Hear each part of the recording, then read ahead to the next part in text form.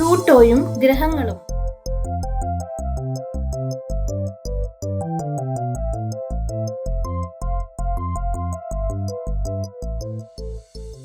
Hello hello Pluto, നീ ഒരു ഗ്രഹമാണോ? അതൊരു നല്ല കഥയാണ്. ആദ്യം നമുക്ക് സൗരയൂഥം സന്ദർശിക്കാം, അല്ലേ? ഏറ്റവും ചെറിയ ഗ്രഹമായ ബുധനെ കണ്ടുമുട്ടുക. ബുധന് ഒരു വർഷമുണ്ടാകാൻ 88 ഭൗമദിനങ്ങൾ ആവശ്യമാണ്. ഗ്രഹങ്ങൾ 2 തരത്തിലാണ് സഞ്ചരിക്കുന്നത്.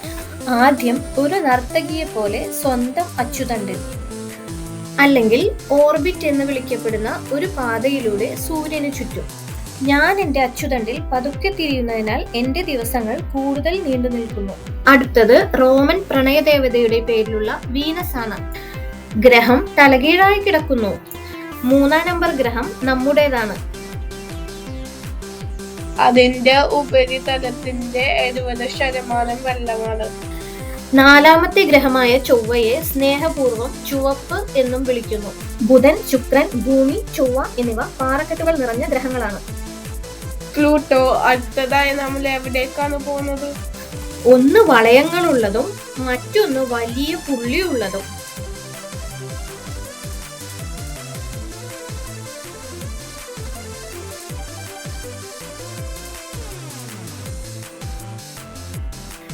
ഇതാണ് വ്യാഴം, ഏറ്റവും വലിയ ഗ്രഹം. എന്റെ പേര് ശനി. എനിക്ക് വളരെ മനോഹരമായ മോതിരങ്ങളുണ്ട്. നമ്മൾ ഏറ്റവും തണുപ്പുള്ള ഗ്രഹത്തിനടുത്തെത്തിയതിനാൽ വളരെ തണുപ്പ് തോന്നുന്നു.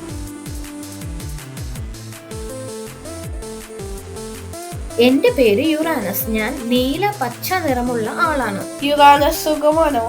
എന്തിനാ നീ വശത്ത് നീങ്ങുന്നത്?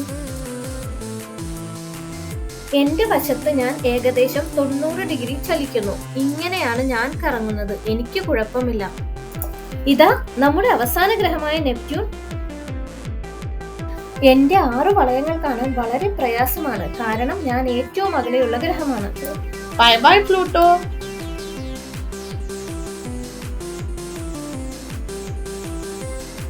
By bye Pluto.